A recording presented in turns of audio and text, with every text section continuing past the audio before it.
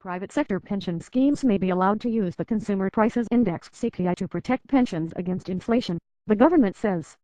The Department for Work and Pensions (DWP) will begin consulting on new legislation soon. This legislation will let schemes replace the traditional retail prices index (RPI) for inflation proofing. However, the DWP said any new law would not overrule schemes that still wished to use the RPI.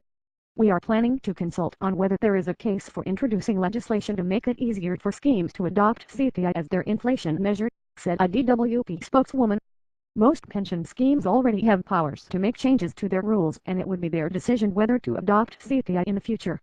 But no scheme will be forced to change to CPI, and they would continue to be free to pay more, she added. Big changes in its June budget. The coalition government announced that public sector schemes, and the state pension itself, would start to use CPI rather than RPI for the annual uprating of deferred pensions and pensions in payment. This will save the government many billions of pounds each year, as the CPI usually rises at a significantly slower rate than RPI. In July, the pensions minister, Steve Webb, said he wanted CPI to be used in a similar manner by private sector occupational schemes. The government believes the CPI provides a more appropriate measure of pension recipients' inflation experiences, he said at the time. This raised concerns that the government might be intending to introduce a law that automatically rewrote the rules of all pension schemes, which often have the use of RPI hardwired into them for pensions in payment, replacing the use of RPI with CPI instead.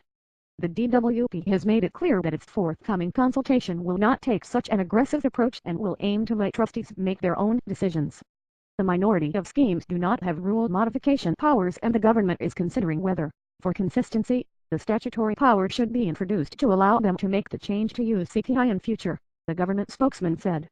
Wiggle room pension law prevents trustees from reducing the value of the accrued benefits of their members, which might happen if CPI rather than RPI was used, as it would lead to smaller increases in the value of pensions each year.